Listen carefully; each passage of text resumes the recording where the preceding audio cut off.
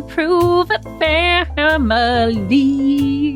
Oh, I will not quit my day job. I will not stop asking for my recording contract. I don't have one yet. Welcome to the Improve It podcast, Improve It fam. And if you are just tuning into the show, welcome, new friend. You're in the right place if you want some fun entertainment and if you want to learn a thing or two. Today, my friends, we have a fantastic guest. I don't know her at all. Just kidding. I talked to her as much as I talk to my husband. Jenna McDonnell, our Director of Client Experience at Improve It. She is just one of my favorite humans on the planet Earth, just in general. And if you know Jenna, you love her. You just love her. She is truly a ray of light, such a helpful, kind, and just smart human being. She's a graduate of DePaul, and that's in Chicago, where she studied organizational communication and media. And through her corporate and nonprofit roles, she has extensive experience building client and community partnerships, managing events of all shapes and sizes, and bridging gaps for introverts just by trying to make it an extrovert's world. Now, as the Director of Client Experience here at Good Ol' Improve It, she's built relationships with amazing leaders at organizations including Uber Freight, Adobe, Warby Parker, those are where I get my glasses, by the way, Primex, family of companies, LinkedIn, and Chegg, in addition to managing virtual and in-person events across North America, Europe, and India. This is a fact. She takes pride in helping to bring accessible, impactful, and fun-filled programs to teams. Now, through Improve It's work with clients, she once found herself unexpectedly presenting to former President Barack Obama.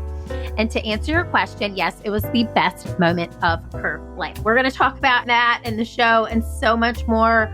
I'm so pumped. We are going to give you so much today. We're talking about creating culture through virtual meetings. And she's going to give you 3 tips to engage your virtual team today. So if you're a leader who's listening, who has a team who is fully remote, working remote, planning to go back to the office a few days a week, this show is really going to benefit you. So you're going to hear why she now loves working from home, which was a very fun fact. She did not like it before. We talk about putting on real pants. We talk about internal technology tools that make our virtual culture here at Improve It work. We talk about having relationships virtually, and then she's going to go into those 3 tips to engage your virtual team today to help create culture. That's so important. We're all craving that right now. It's truly a time where connection is something that everyone is craving. So we wanted to give you this show with some tangibles that you can walk away with. All right, let's get into it. Here is Jenna McDonnell. Are you a leader or change maker inside of your business, organization, or corporation? Are you looking for new, innovative ways to drive morale through the roof? Are you looking for fun and exciting icebreakers, team building exercises, and activities that will foster team growth, friendships, loyalty, and completely transform your organization from the inside out? Have you been searching for a fun and unique way to create change instead of the same old dry, boring leadership books and icebreakers that aren't actually working? Hi, I'm Erin Diehl, business improv edutainer, fail fluencer, and professional Zombie who is ready to help you improve it. My mission in life is to help you develop teams and leaders through play, improv, and experiential learning. In this podcast, we will deep dive into professional development, team building, effective communication, networking, presentation skills, leadership training, how to think more quickly on your feet, and everything in between. We have helped everyone from Fortune 500 companies to small mom and pop shops transform their business, their leadership, and their people through play. So grab your chicken hat. We are about to have some fun. Welcome to Improve It, the podcast.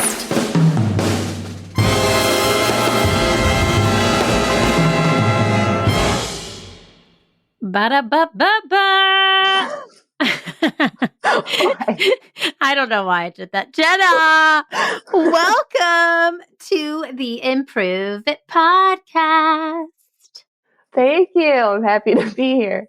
Are you so happy? I'm actually so happy. Let's share with the Improve It fam just a high level overview of what happened the first time we tried to record this. Multiple issues. We encountered multiple issues, and this is maybe the fifth try, potentially. Yep. I try not to have like anything to drink during the week, like any type of wine or anything now. But this is the day after the technology issue. I had to have a beverage last night. I was like, you know what? This calls for a beverage. I had to lean in, but we're here and Improve It fam. I'm so excited. We have Jenna McDonnell, and she's been on the show before. We're going to talk about that in a minute. Jenna, tell the Improve It fam a fun fact about you that they couldn't find from your books, your LinkedIn profile, all the things. Tell us from your books. Yeah, from your book. Yeah, all the books I've written. All the books that you've written. Yeah, well, if I've talked to you in person, you probably do know this about me, but I love music, and I started playing guitar a few years ago, and I recently bought myself an electric guitar, and an amp, and it's really fun. So I don't think you can find that on my LinkedIn. I don't think so either. And you couldn't find that I've been to your showcases with my mother. I brought my mother to your guitar showcases in like 2018. So she's really good. So if you know Jenna, ask her to play you a little ditty. So as I mentioned, we've had you on the show before. Improve It fam, episode 28 of what was the Failed It, Now Improve It podcast.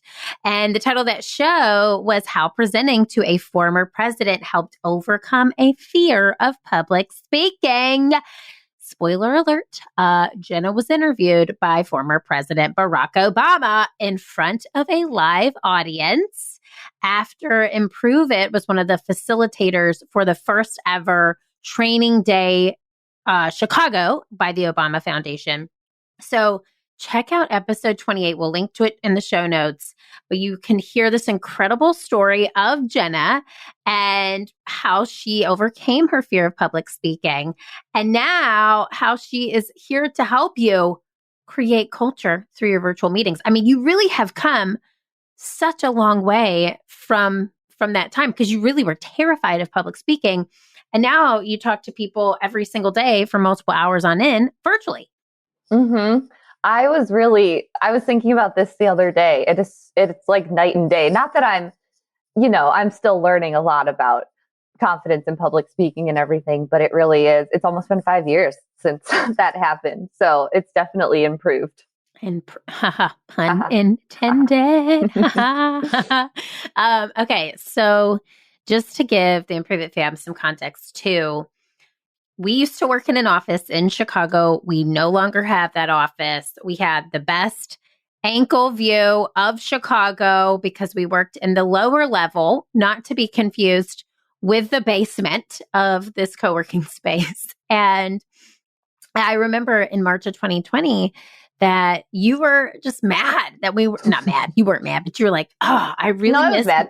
You're mad. You're like, why, world? And this wasn't our fault. This was, nothing to be expected. But you're like, man, I really miss working in an office. And now, fast forward, Jenna, of 2022, you can't imagine working in an office 5 days a week. So what do you like most and what do you dislike most about virtual work? So that is absolutely true. I love the flexibility that remote work allows. I love that there is more of, I know you say work-life blend, and I really like that term because I'm able to do all of my personal things and fit in time for everything in the morning and the evening. That's time that I got back from not commuting. And that time's really valuable to me. And I also really like kind of eliminating the noise of just other distractions. It's really nice. Like you said, I'm talking to a lot of clients every day, and it's really nice to be able to have those conversations without other distractions happening around and really being able to stay in the moment when I'm talking with them. I would say that on the flip side, what I do dislike about working from home is something that is, I think everyone kind of struggles with, is being able to really stay connected. And I think we do a really good job on our team of staying connected virtually, but there are those moments where I feel kind of like I'm on an island and I miss those silly water cooler moments, or moments where someone says something hilarious and we're just all in the room to hear it. So those moments are a little fewer and far between, but overall, I've really come to love remote work, and that surprises me the most. Yeah, I mean, truly, I do think back on some of the times we had in the office, and I'm like, God, it would be so fun to just find like a random cart and ride up and down the hallway on the cart. Or we used to do some really silly things. Our office mates just knew that we were the loud crew. But also, like, to your point there as well, like, we would have to find, because we sat in a small office space, we would have to go find meeting rooms to have our conversations. We would have to leave. And it was always kind of like, it was fun, and the community aspect of it was great. But I do find, like, right now I'm talking to you in sweatpants and I have on slippers. Just kidding. I'm barefoot. Like, there's those things that in an office, you just have to show up and be completely dressed. And you know what? Sometimes I like to be barefoot. Okay. And sometimes I would do that in the office and nobody really appreciated it, but it makes you more comfortable. Right. So I want to talk about this.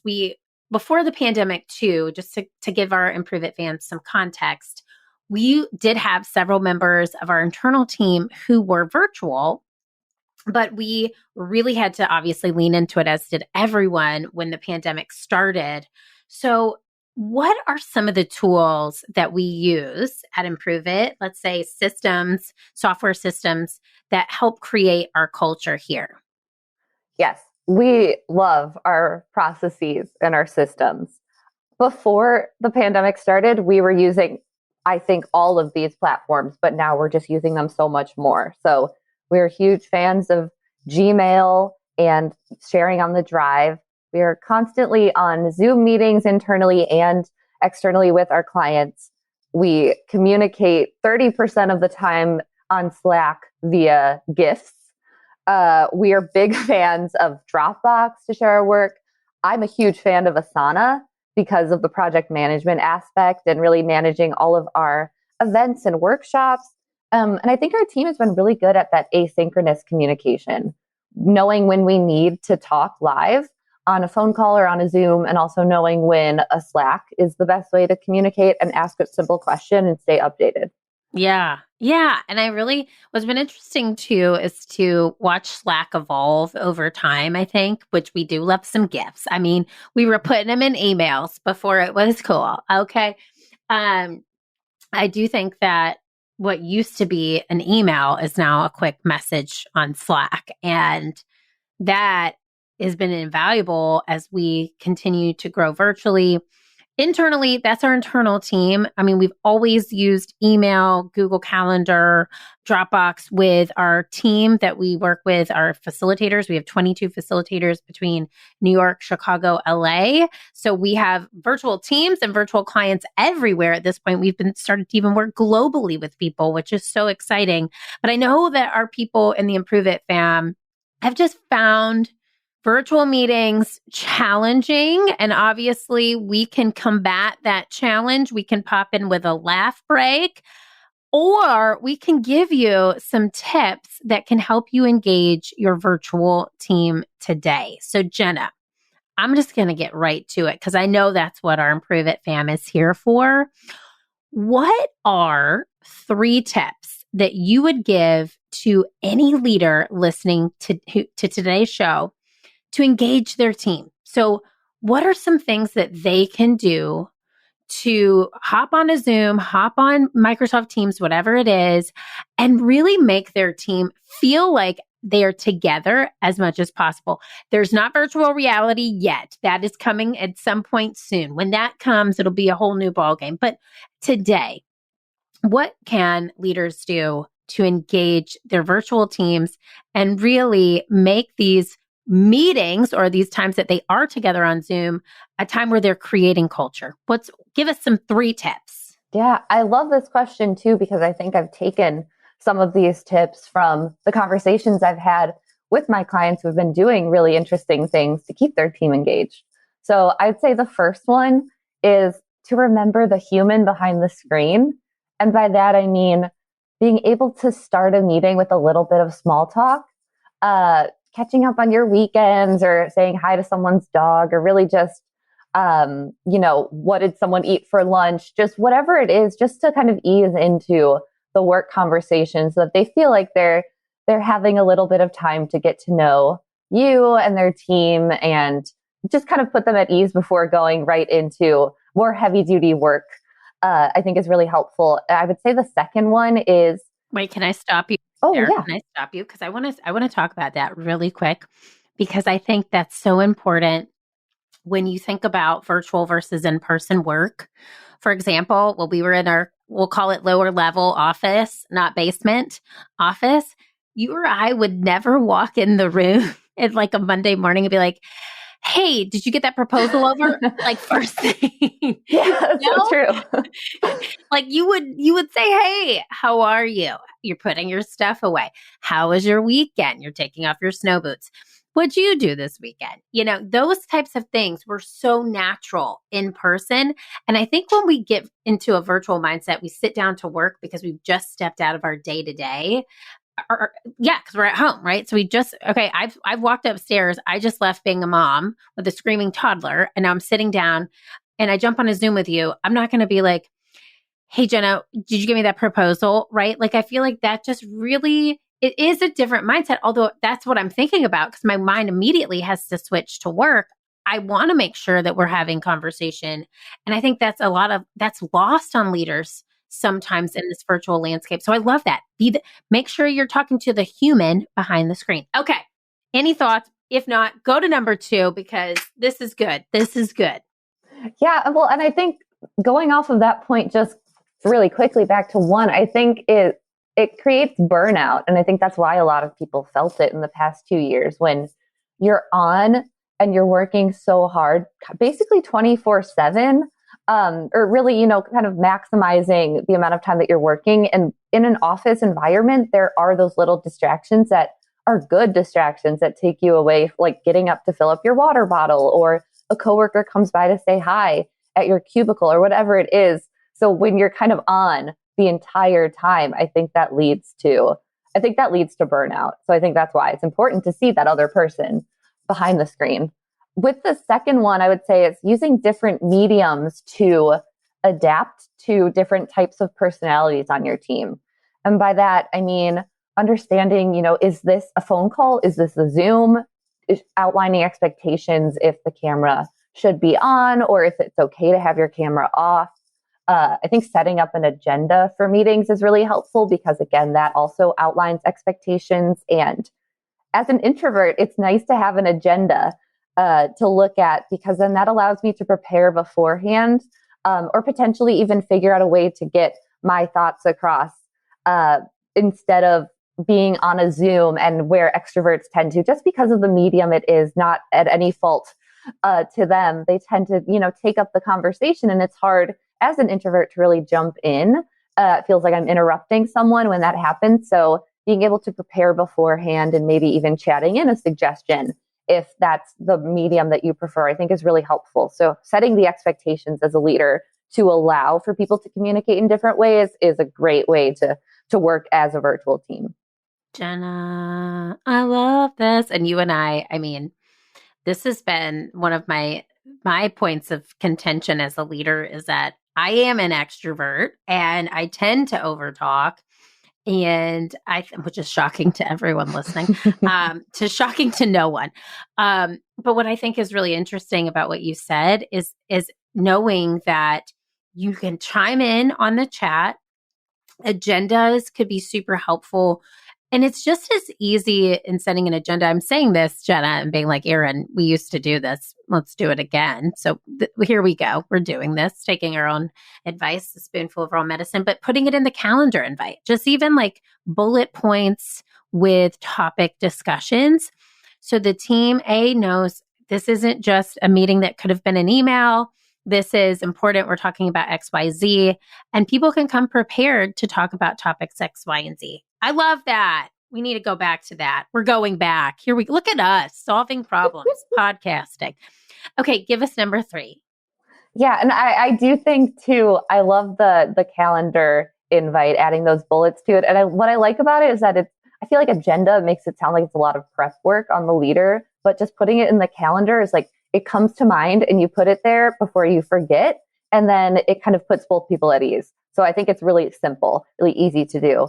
But the third one I would say is to lead by example. And basically, I mean, going back to the humanizing virtual work, it's really being a human and allowing yourself to be a human. So I think that also allows your team then to feel comfortable being themselves as well. And if I can use you as an example, I hope you don't mind. Yes, you may. Yes, you may. I was thinking about you when I was thinking about this third example, because there are times where, you'll hear Jackson in the background, or Big will be somewhere and your dog, and you'll apologize. And I think I said recently, try not to apologize for those things. That was in our latest review. It's just sharing that it's something that happens when you're working from home. That's life. There's nothing to apologize for. And when you do that, you kind of allow other people on your team to feel a little more comfortable, just showing up as they are. I think also, actually taking time off is so important in a virtual environment. People work so much more when they're working from home. So showing by example that it's okay to take time off, and even more, it's necessary. It's a requirement to take time off. And then the last one I would say is to share mistakes and just, call them out and have people learn lessons from it, and not beat yourself up over mistakes. Because again, if a leader is really adamant about being a perfectionist, then it's hard for the team to feel comfortable trying new things and making mistakes. Mm-hmm. Mama just took a little piece of humble pie. It totally is not just you, but no, I'm totally messing with you. I love that. So, and just to give our Improve It audience a little context too. So every quarter we do reviews, not just annually. We always do them, and we do the reviews based on our core values. And one of our core values is play, learn, and have fun. And you would think with an improv company that this would always be, we rate on a 1 to 5 scale, a 5. It's actually not. And we rate so we each internally review ourselves, and then we each review each other, and Jenna reviews herself and I review her, and then Jenna reviews me and I review myself. And so this was a topic for like 2 years, that the first year, a year ago during 2020, more so at the end of 2020, one of the topics for me in terms of feedback was, we have unlimited vacation, which we've now changed to a 3-week mandatory vacation policy. And then any time out after that, we encourage. But it is really interesting because I wasn't taking time off during that time. I was so stressed. And also I had nowhere to go. And so the team wasn't taking time off. So that feedback resonated with me so much, so that I made in 2021 taking a Friday or a Monday or even both days off a priority. And I can tell for both my mental health and hopefully yours, Jenna, it made a huge difference, right? Like in terms of just being accepted and taking that time off and making it a part of the culture.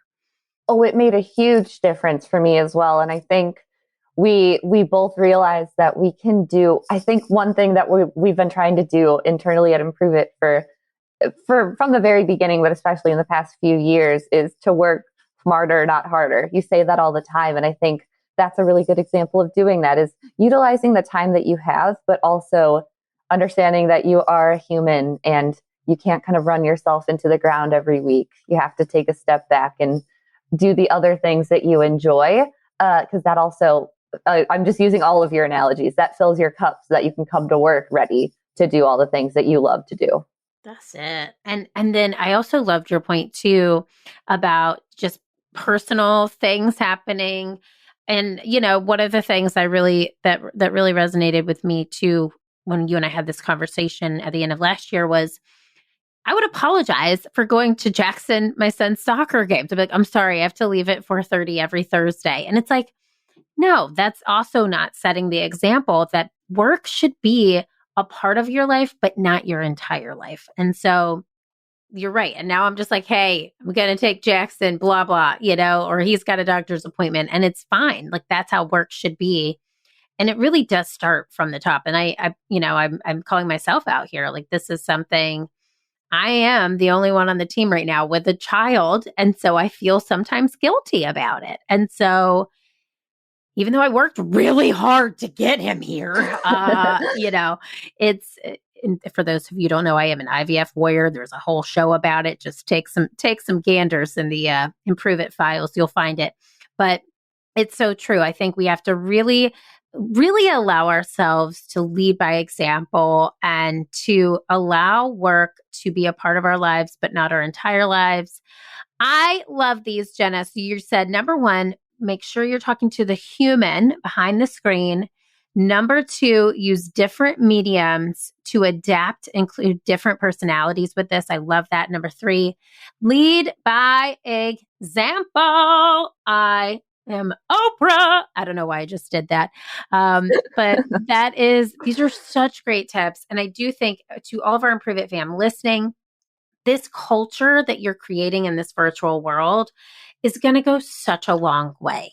That is what keeps people at their jobs. That's not the great resignation. It's the great re-engagement. And people, again, don't leave companies.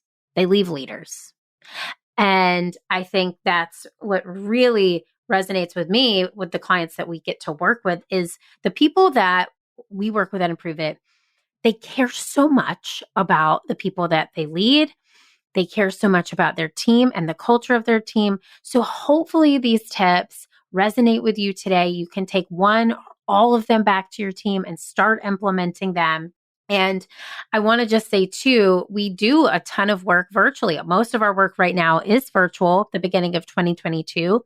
Our team building workshop, our effective communication workshop are really great culture builders in a virtual world. So if you're ever in need of any type of team building virtual workshop, effective communication virtual workshop, contact us. Jenna is the one you will talk to. So now you know Jenna. Now, let me ask you this, Jenna. We say at Improve It that your it can mean so many things to so many people. What would you say is your it, or that thing that you feel that you're put on this earth to do? This is such a fun question. And I feel like I got my answer through the Untamed journal that I was obsessed with doing, that you gave us, our internal team at the end of the year. I can't stop talking about it to people, but I believe that I'm here. I think my it, I'm here to make people feel seen, understood, and valued, and sometimes to make them laugh when needed. And that is what I would say about you, Jenna. Seen, heard, and valued. And also, here's what we're going to manifest. We will have Glennon Doyle on this show. We will have Glennon Doyle on this show. I can't wait for Glennon to get here. Can't wait for Glennon, Abby, and sister to be here. Yes, sister too. Yes, and Abby. I mean, literally, I think our entire team would just cry. I think everybody would want to join. It would be like a group call. But I'm so happy, Jenna, that you make people feel seen and heard, because you do. You really do. And you bring lots of laughter and puns. Jenna is really good at puns. Thank She's you. So good at puns. That means a lot. Good. You should own that, because I use my last name in a pun every day. So, I mean, I'm going to give this to you. You're better at puns than me. Erin, no. Take that. Write that in the journal. Take that. Write it down. Yeah. Wow. I'm never going to forget you said that. Yeah. That is yours. That is yours. That is yours. But I got to say this, you're more than the director of client experience. You are the director of fun, culture, and engagement. And I'm so happy that we have you here. And I know the Improve It fam loved getting to know you. Keep going, Jenna. Oh my gosh. Thanks, Erin. This was so fun. We should talk more. We should talk more. Okay, I'll call you in 5. Okay. No, but in all seriousness, I love I love that I kind of own the client experience at Improve It. It's wonderful to get to talk with all of the leaders and really be in the know of what the challenges are and see our team come in and improve it. Pun definitely intended. There she is. There she is. All right. You've heard it here. The pun queen herself is out.